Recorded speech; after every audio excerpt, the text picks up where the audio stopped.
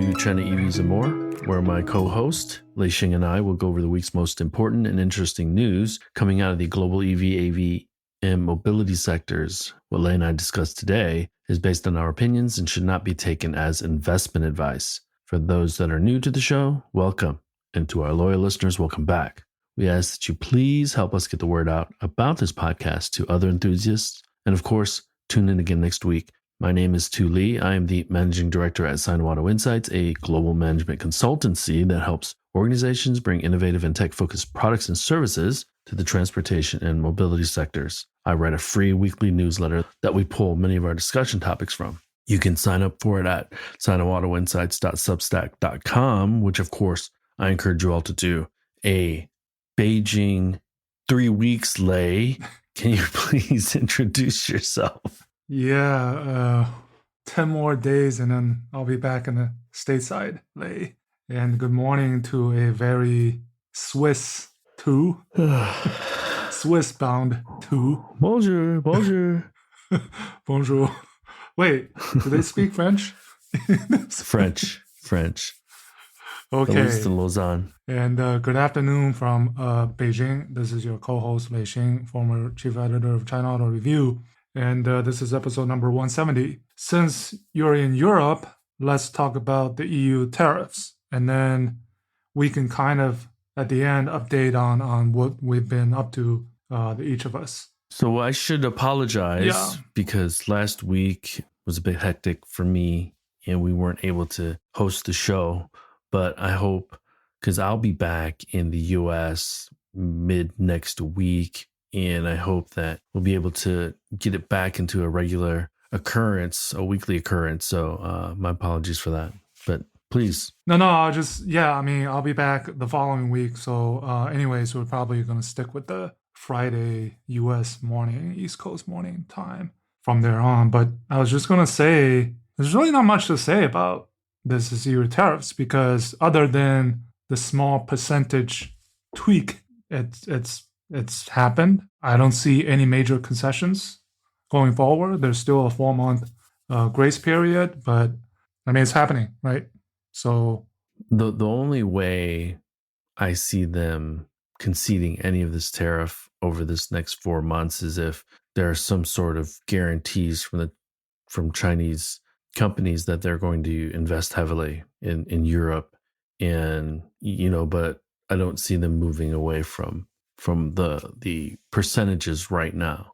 So it's just a matter of I think we've already saw I think MG and NIO have hinted that they will raise prices for Tesla their too. European bound cars. Other than that, for someone like a BYD, they'll probably eat it up.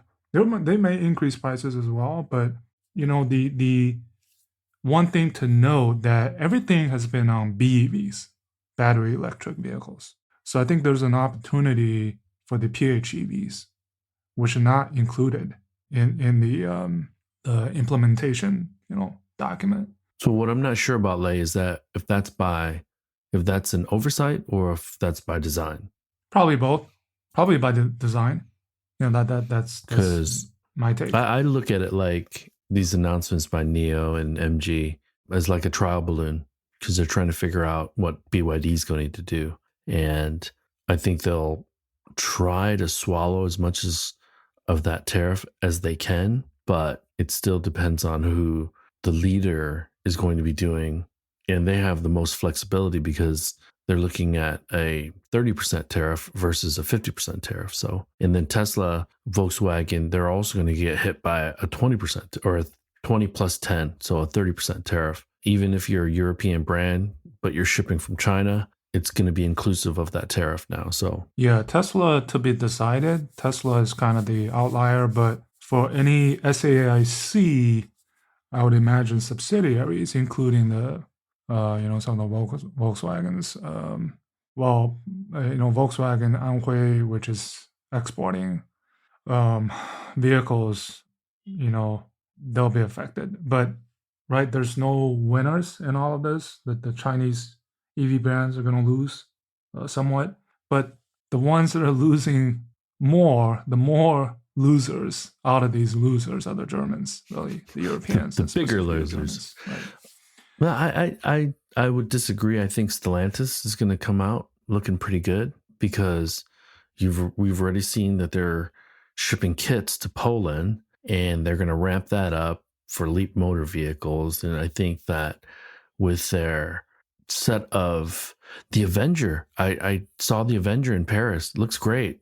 Now, small range or short range, but I think if they could bump up the range by 20% and keep the price flat, that'd be a winner in the United States. In Europe, I haven't seen that many of them here, but here in Switzerland, I see a bunch of Teslas.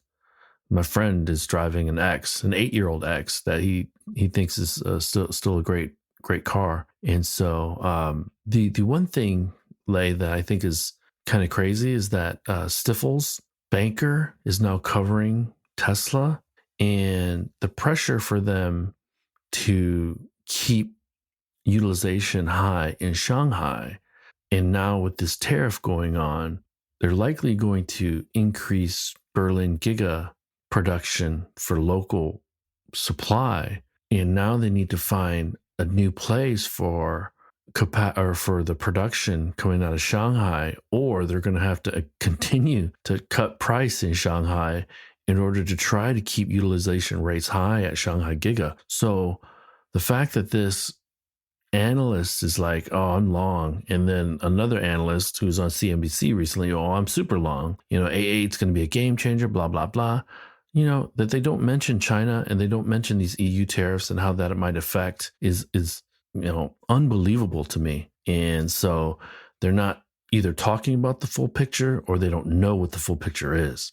Well, yeah, you're right. Maybe everybody except Stellantis, first of all, because of lead motor play. And second, Tesla, they could get the BYD treatment or they could get the SAIC motor treatment, right? It's a pretty big difference. So depending on that, then we'll see what happens from there on. But yes, they've tried very hard in China, not through direct price cuts, but the interest incentives, right, that are in place. Which are effectively price cuts. Yeah, which to me, I think it's a better way to do it, I guess. And I think they've maintained okay volumes in China. I think it was like close to 60,000 units domestically in June. That's pretty good, right? Considering all the bloodbath. But I think the good thing of this EU tariff is that we do have this 4-month window. Talks are ongoing, whereas in the US, it's just a pure wall set up. There's no dialogue. There's nothing, right? At least that's the hope. Whether it's from the MOFCOM, whether it's from the CCC EU, whether from the automakers. But I think my expectations, probably yours as well, is that these rates are unlikely to change significantly, if at all, and just a matter of process, right? Going through the 13-month process. And if it isn't obvious already, the major difference between the U.S. versus the EU tariffs is, number one, the size of the tariffs in the United States, and the fact that the EU would be open to local production and foreign direct investment from these Chinese companies, whether they be EV companies or battery companies. Yeah, and that's just the natural way for any company to to go global, anyways. Right? That's been happening well before the tariff announcement, even before last October, right? Of these battery and EV local production announcements. So will this accelerate it? Probably, but it's been happening. It's been a strategy. And it's just a matter of going over that speed bump and tactically, make some decisions on products, right, and pricing. And Lei, having spent the better part of almost 3 weeks here now, they're here. The Chinese EVs are here. I've been to London, I've been to Paris, and now I'm in Switzerland. And so I think it's important to note, and for the Europeans that are listening, you all know this, but because if you're listening to this podcast, it means you're quite aware. But it's very subtle. there's no overt like MG is Chinese, and so but you also have this announcement and implementation of the tariffs while Euro 2024 is going on, and BYD, Hisense, Alibaba, they're all huge sponsors of the Yeah, Euro yeah, 2024. So they're not leaving, and they're not going to be dissuaded by these bumps in the road. Some of the major BYD, you and I agree, got off pretty cleanly, non-win-win for them. And the fact that what you alluded to in the beginning, that there are no PHEV restrictions, that's a huge win for them as well. So BYD is still kind of dictating the pace for the rest of the world, whether it's US manufacturers in China, whether it's European manufacturers in China or European manufacturers and Chinese manufacturers in Europe. So, and they plan to do that in Latin America as well. yeah. So regardless of the tariff, what's happening there, by the time BYD, I mean, they rolled off the 8 million in Bangkok, right? Yesterday or 2 days ago. Maybe there are 12 million, maybe there's 16 million will be rolling off in Hungary. Who knows, right? Or Brazil. Or Brazil, yeah. Or Mexico, who knows? Or India. Right. So these are happening, and it's only natural that the U.S. automakers, the Europeans, the Japanese, Koreans, right? They're producing globally, and why can't the Chinese? But I love that. I think it's in Michigan, in the United States, I was feeling a bit of momentum from the US IRA for the US 3. But now that the EU tariffs are in place, Canada's threatening tariffs, I'm starting to feel a bit more urgency on the US 3 side. You're starting to hear, guys like Jim Farley talking about, he wrote that op-ed. I think it's an important one. And you hear about this team in Southern California that they're building. I still don't understand why it needs to be in California, but that's a different topic to discuss. And look at Volkswagen with Rivian. Maybe do you have anything else to talk about with regards to the tariffs, or should we kind of pivot over to the Rivian Volkswagen talk? Yeah, we can pivot. The only other thing I'll just mention is that maybe a good quote to mention, at least from the Chinese perspective, is that they need to understand Rome is what's the saying? Rome is not built in one day. Is that the saying? Yep. I think that's the mentality that they need to approach the European market, because it's still, to this day, it's still brand building. It's not volume. It's not flooding the market, at least not yet, right? I mean, the VDA, also something I want to mention is it looks like that VDA statement put out are pretty much written by the German automakers. I mean, all the data they showed, right? How much hurt they're going to get because there's so much bilateral trade. Actually, on the one side, right?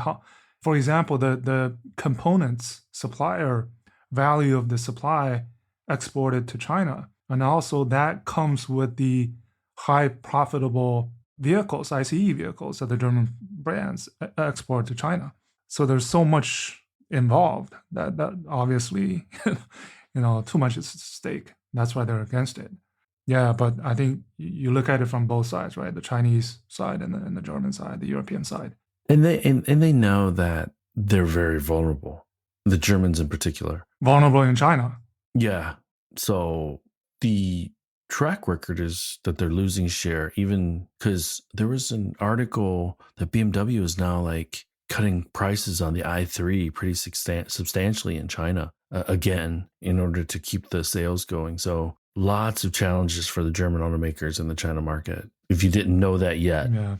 I mean, I just posted a chart that Neil put out. I mean, it's only one indication that the ES6 and the EC6, I think, over the last 5 weeks, beat the Porsche Macan, the Audi Q5L Sportback, Mercedes GLC Coupe, and Audi Q5L, right? Yep. And the BMW X3 combined over the last 5 weeks in China. And Neo doesn't get many of those wins, so they're definitely going to talk about it, right? So they finally can start boasting, especially with, we haven't talked about the June sales, Neo being one of the records, right?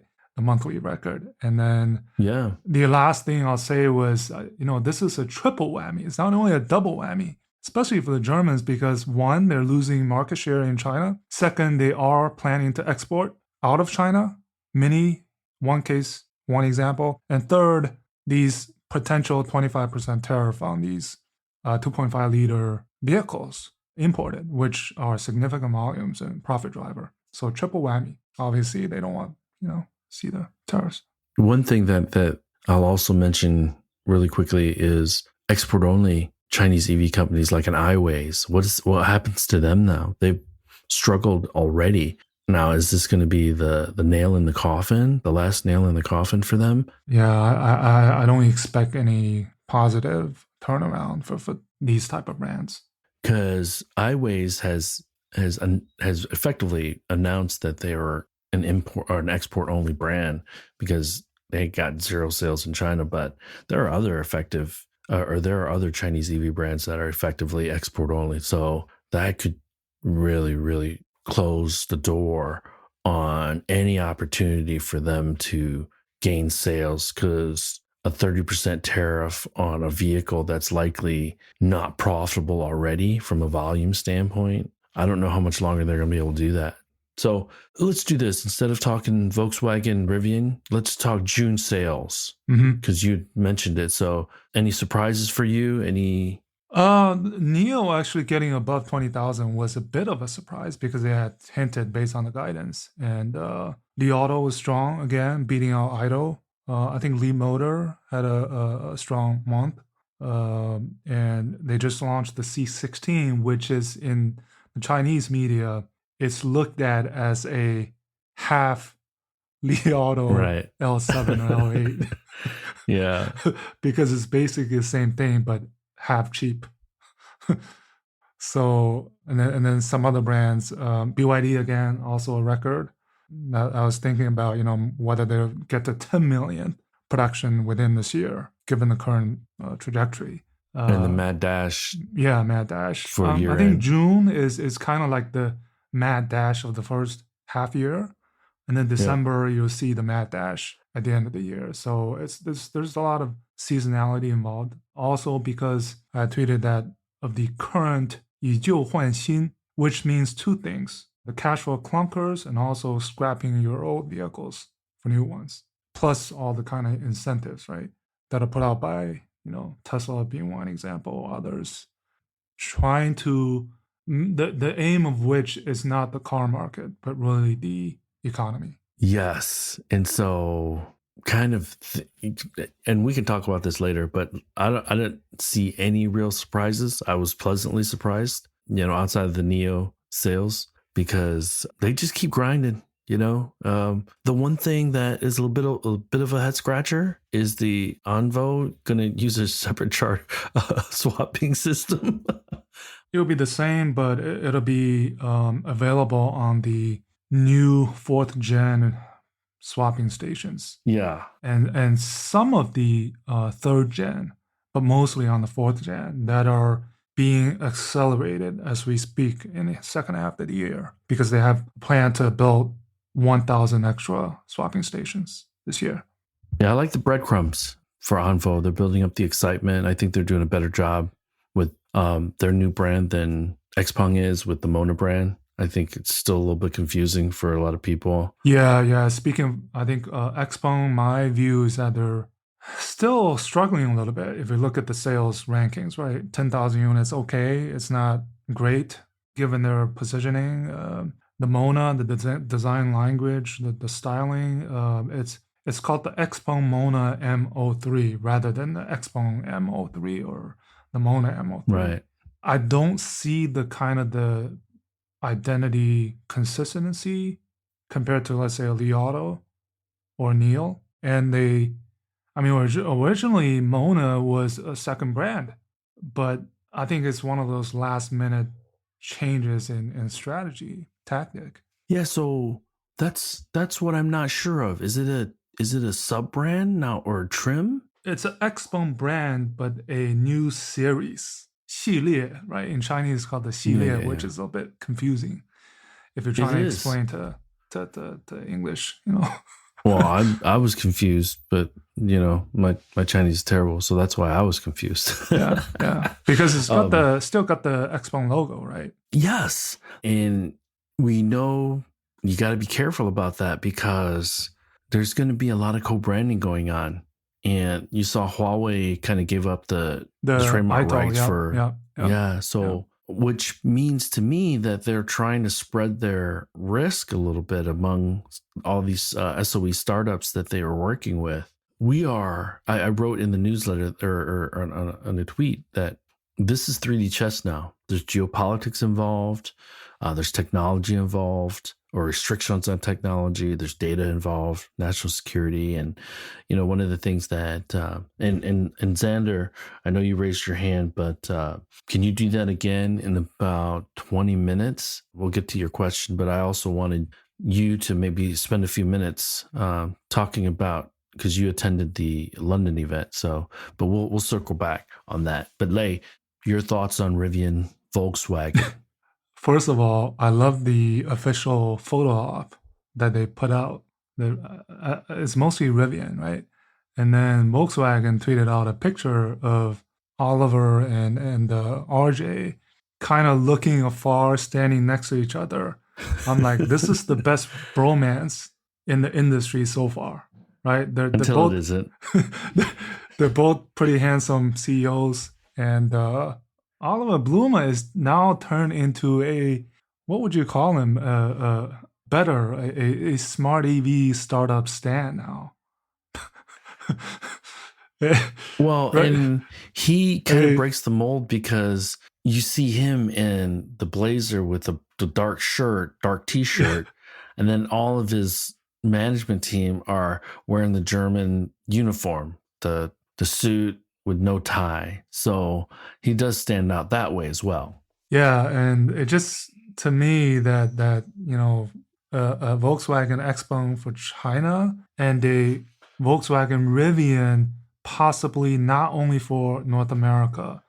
And I think, as a matter of fact, it is for a global purpose, Oh, I think right? it's row. Right. Row It's not meaning rest of the restricted world. to the U.S. market, right? It's, I guess it's part of the puzzle, which we're still puzzled of Volkswagen Group's kind of the software play, right? And and it just shows how much, that one, he's betting on these smart EV startups, and second, how much lacking or misfired they have on the software side. Well, I don't know what Cariad's place is going to be. Number one, and you looked at it as the glass is half full because you said his belief in the startups. This I look at as his mistrust of Cariad and his Yeah, internal team. yeah, yeah. And he has every reason to be because he's been CEO now over a year, well over a year. And Cariad has done nothing since 2020 when they were established, but fall down. They trip themselves up. And I can't help but think the CTO of Volkswagen Group must be pulling his freaking hair out. Like, okay, now we have another partnership, but it's only going to be for certain countries, let's say North America. And then we have another partnership with Xpeng, and do we have the same level of cooperation? Are we swapping for the China market the parts that Xpeng are licensing to us? Is that now also going to be the formula for North America and what Rivian's going to be sharing with us?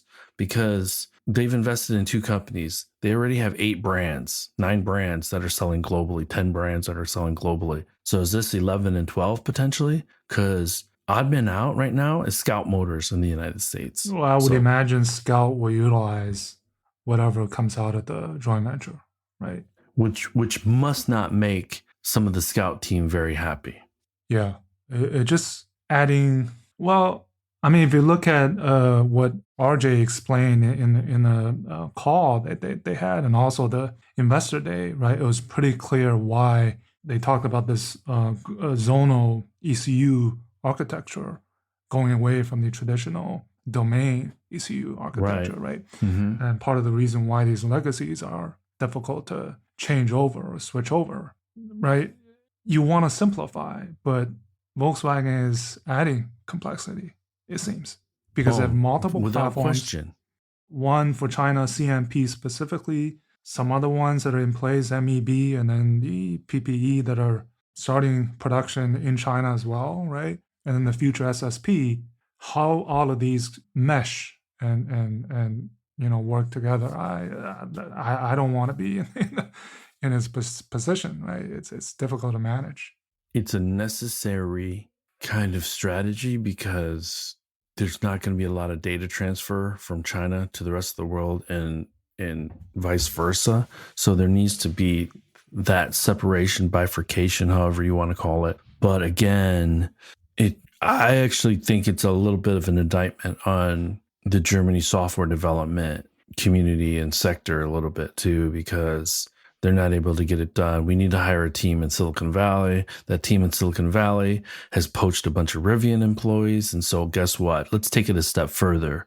And then the individual brands, because you and I are hearing that these individual brands are having arguments as well because they want their own system. But at the end of the day, that's these brands not caring or not understanding that back end, it doesn't matter. Back end should be shared by all of the brands, at least the say outside of China. Inside China, the back end should be shared again. But if companies like Porsche, Bentley, and Audi, who are the premium brands for Volkswagen Group, want to use different back ends, then again, to your point, Lei, we're looking at overly complicated. And at this point in time, if you want to move fast, you got to simplify.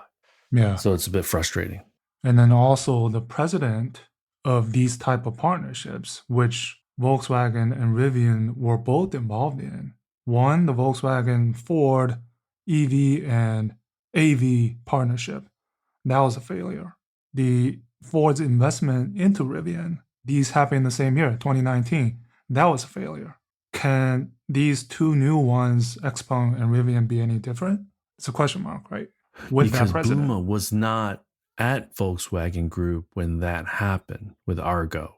So he might not have the lessons learned that Adis would. So yeah, but still, right? I mean, you look at the history, then you wonder why the history will repeat. This and this is obviously a huge win for Rivian. Huge. Yeah, I mean the capital, right? The whatever, much steeper, deeper investment than the $700 million, right? For Xpeng. But the joint venture being 50-50 with like it is 50-50. Two CEOs. Yeah.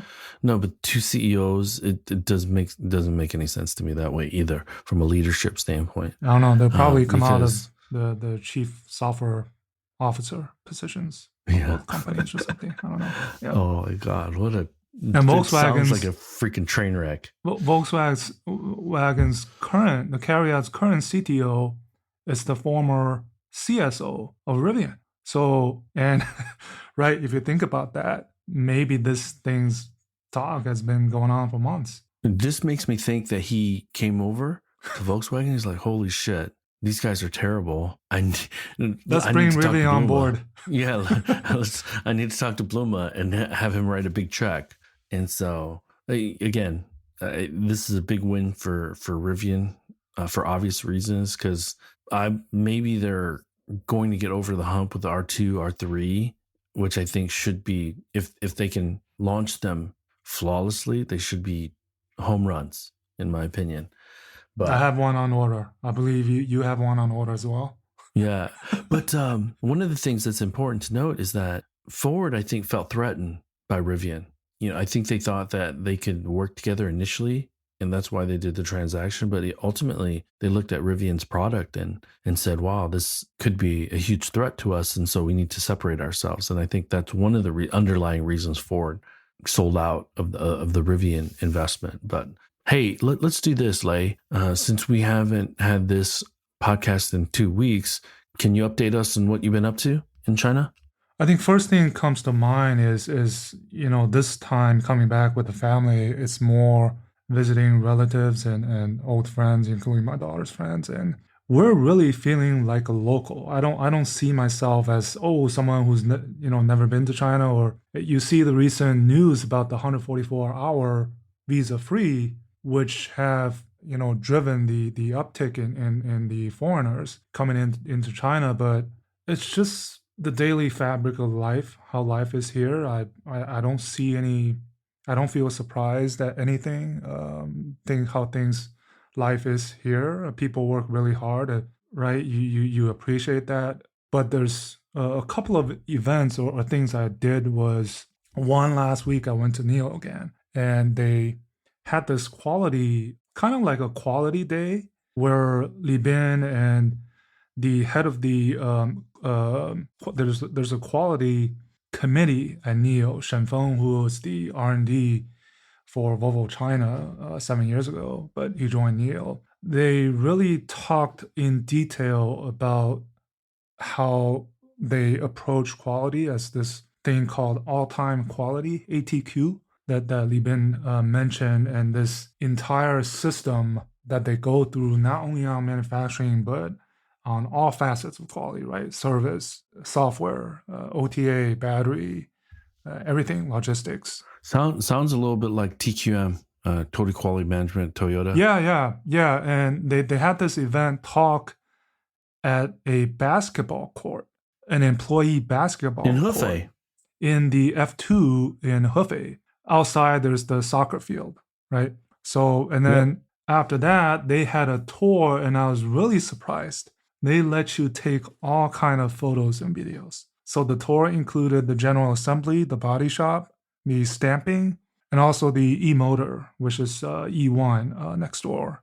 And it was kind of interesting to see they had some show and tell of the level or the carefulness of how they deal with quality, including, for example, the badge, the 未来 Neo logo and the character badge, how the texture and the finish and the brightness, if they see something wrong with it, then right, it's no good. You have to kind of fix it. So it's pretty cruciating how detailed they went on, about the quality. And it was pretty cool to see rolling off at the end of the line where you were at the 500, half a million Right. roll off, right, a couple of months ago. So yeah, it was a much. I mean, it's my third visit, but the most comprehensive and in-depth peek inside the factory. So that was pretty cool. Yeah. And I don't want to oversimplify this, but Toyota believed that you build the quality into the systems and the processes so that Exactly. the output is high quality. And some things could be even the leakage testing. It's how much water they go through for each vehicle. So stuff like that. And being digital, right? A digital factory where they laid out, like, I forgot a number, but all these lines underground to make everything digital, things like that, So it's pretty good to see. And that they use that to recalibrate their tools and everything. So I think what you had just summarized is your appreciation for how detailed and complicated manufacturing or mass producing high quality vehicles, electric vehicles or ICE vehicles is. Yeah. And the amount of details that need to be managed and kept at a high level in order to build quality products that don't break down on the road, that don't have warranty issues after the first 30 days. So, I think it's great, especially for people that have never been in a factory and don't appreciate or are not able to appreciate how large they are, how complicated they are, how much work goes in every day from part shipping, from trucks being offloaded and then put into certain stations. And there's a part of Neo Park that at the factory is very automated. And then final assembly is going to be a lot more manual labor. So there's a combination, but I think Neo Park does have quite a bit of robots. So video of the body shop where the 4 doors are being put on by the robots, right? The KUKA robots. And that process takes about, 90 seconds roughly. Right. And then I think Li Bin, I thought he said something that was interesting was, it's difficult to guarantee we'll have 100%, everything's 100% once you get the car, that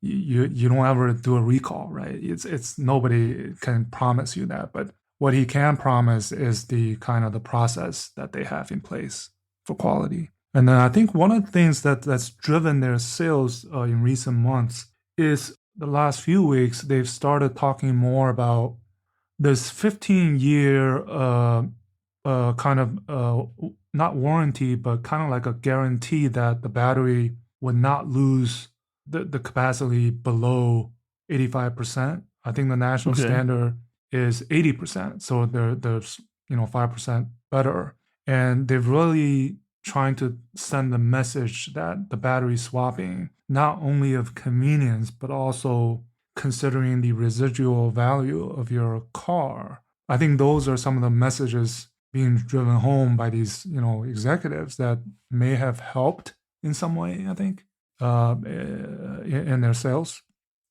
Aside from obviously the boss, right? Yeah.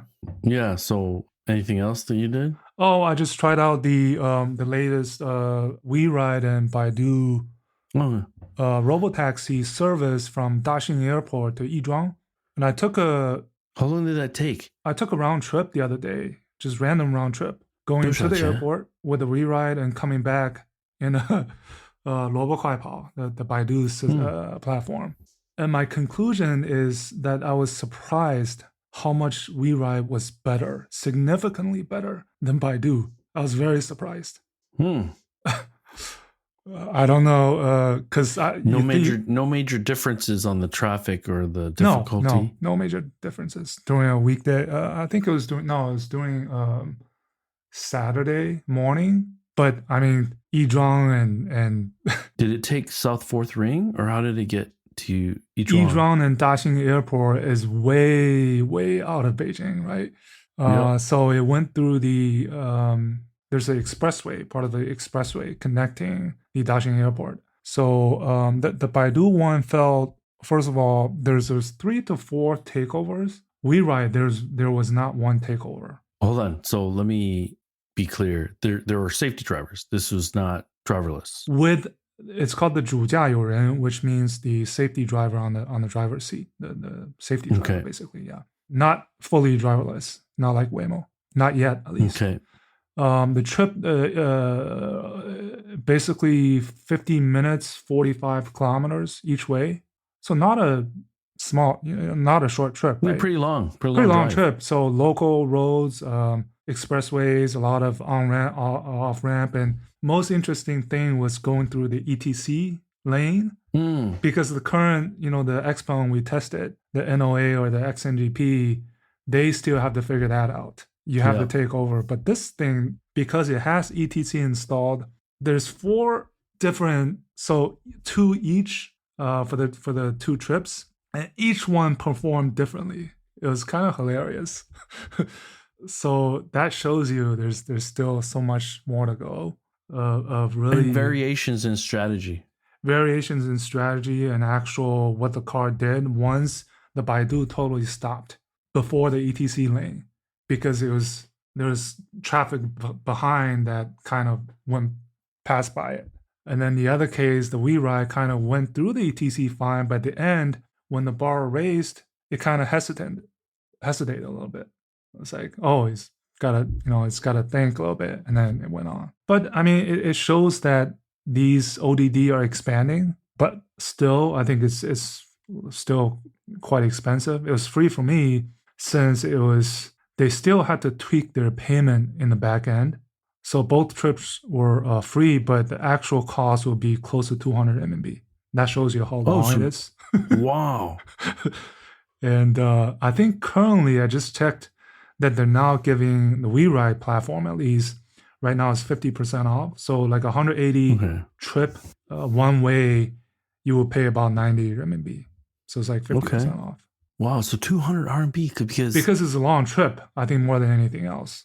Because they're basically using the same pricing structure comparable to the taxis. Yeah. So, but rather than pay the taxis, that's their gravy right there. Yeah, and so hopefully, before I head back, I'll try the Pony Pilot, which I've heard from other media that of the 3, Pony has the best experience in terms of comfort and the jerkiness, right? sitting in the back. So hopefully I'll try it out.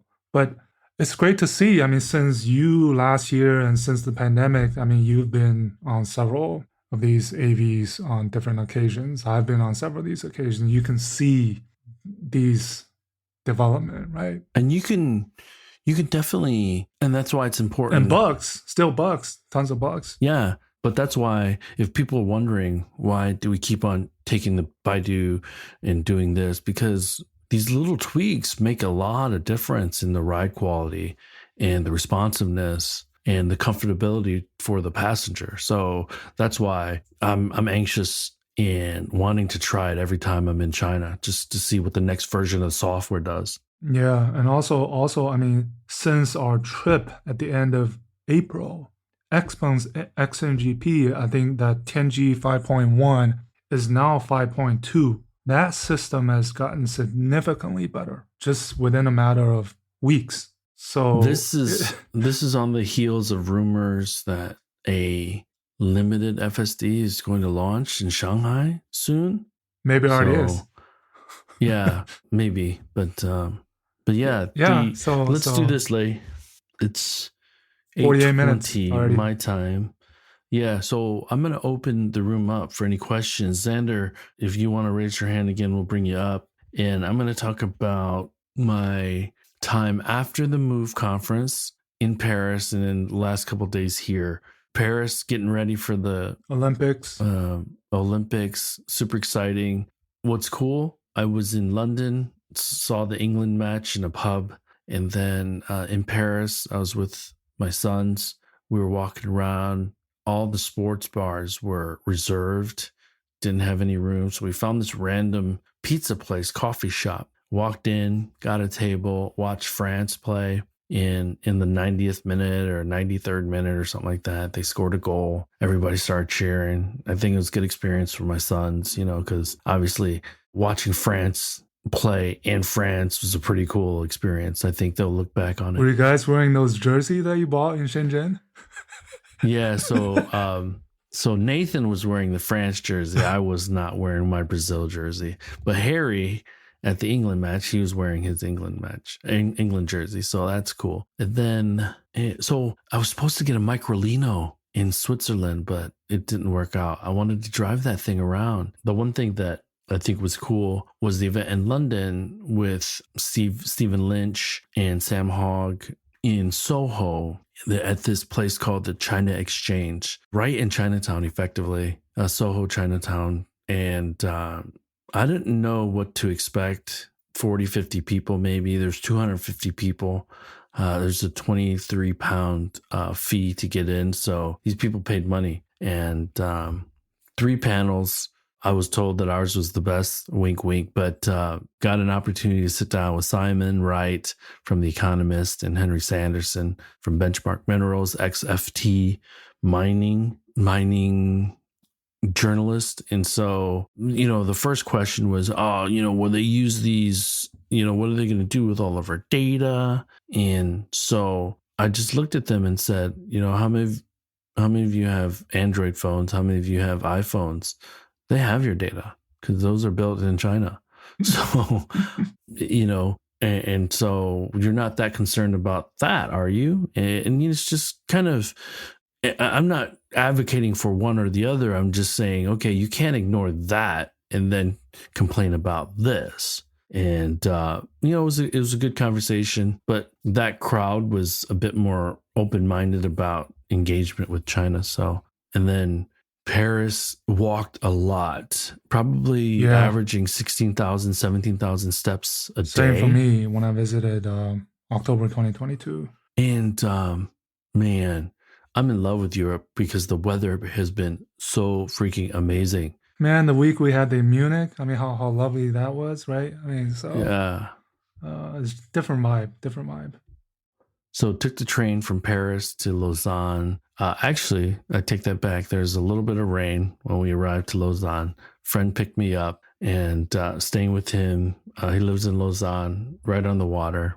Yeah. In Switzerland, beautiful place. Switzerland, I think, of all the countries in Europe. My daughter and I went on a train trip in Switzerland in summer of 2018. and everything was done by train to all the different places, to the Jungfrau, to the the mountains. That's how convenient it is.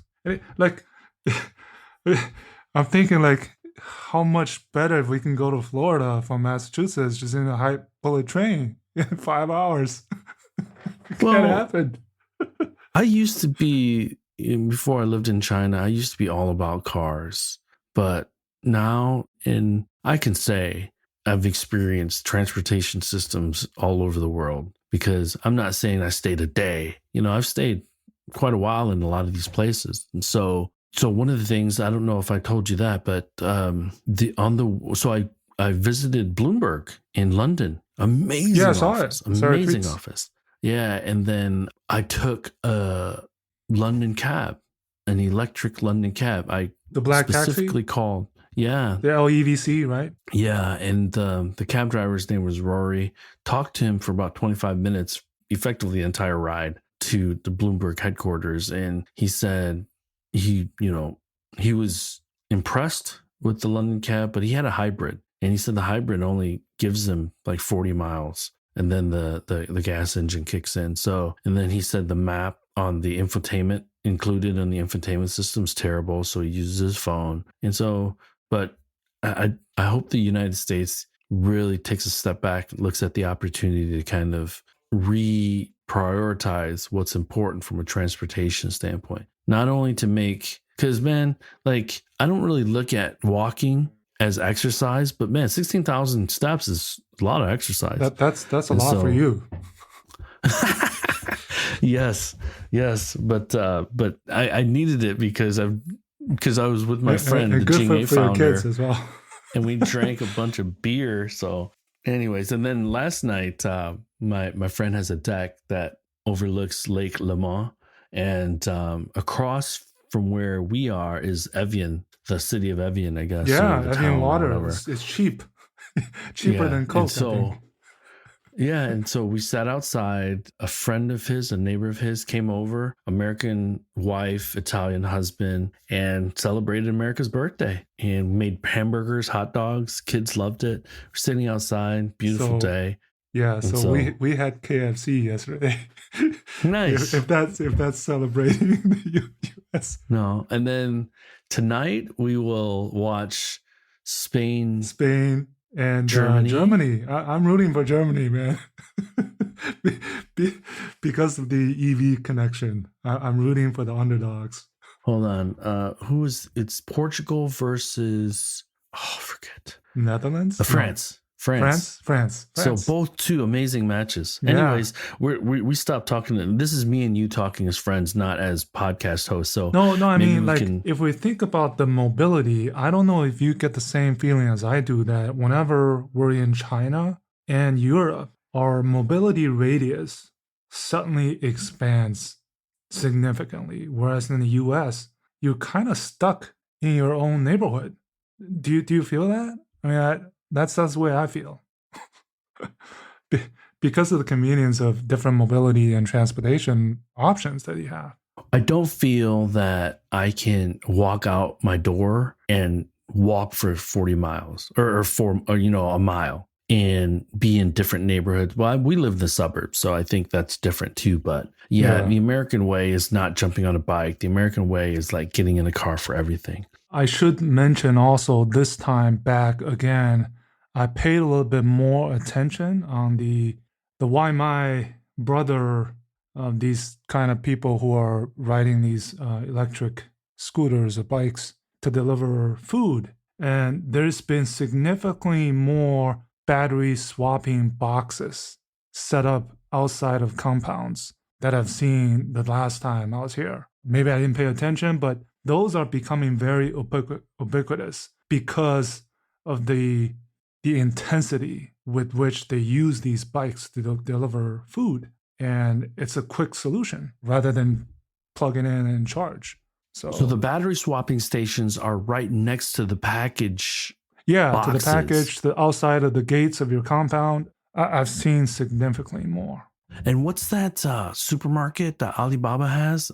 Anyways. Yeah, I know what you're talking about. Yeah. They have those blue scooters that have the battery swapping. So those guys run through batteries, and because they're super, super efficient, super, super aggressive. The autonomous delivery robots are just, I see them all the time because I live in Shunyi. They're actually delivering these for the Wyman brothers. It's almost like like constantly running around, and I actually see a lot of them stopping by on the side of the road, and then the Wyman brothers would pick up these packages from the robots. So it's it's just life here. The other thing too that is really important is the electric bicycles in Europe is also very ubiquitous. I see pedal bikes, but I've seen a lot of electric bicycles. So, And in Hefei, right, where Neo is based production, in the city, you don't see. I didn't see that many, at least at the place where I stayed. I don't see that many Hello bikes or Meituan bikes. I see a lot of those shared yellow scooters with the basket, which has the helmet, and you don't see that in Beijing, but you see that in other cities. And let me do this, Lei. Okay, Jeffrey had posted a couple things. I don't think China has any native tumbleweeds, but I do expect to start seeing them at the BBA sales departments after tariffs hit the social media channels. Rumor is Firefly has separate stations, Envo compatible with. Oh yeah, sorry, you're right, Jeffrey. Firefly has separate station, not Envo. Gen 4 and also Gen 3. Yeah. After about 15 minutes of reconfiguration, Gen 4 now down to 2 minutes 24 seconds. This is a funny one. The VW Rivian partnership, I'm renaming the company to Vivian. Vivian? No, I said it's Volkswagen, whereas the exponent is Volkswagen. Oh, dude, I like Vivian better. Vivian, like a girl's name, Vivian. Yeah. So let me see here. There was another. Hold on a second here.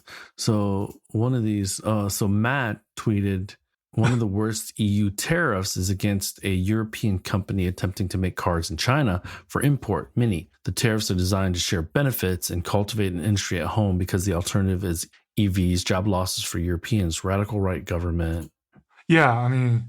And then mega tariffs or worse turn against EVs entirely. So. Yeah, I think that's why I kind of take it as, rather than, the complaints are going to be out there, but I think for the Chinese automakers, like, again, really there's, doesn't help to kind of, complain. It's just these things are going to happen as you go global, given the ever more complex, regionalization, geopolitical, you take it with a long termism, right?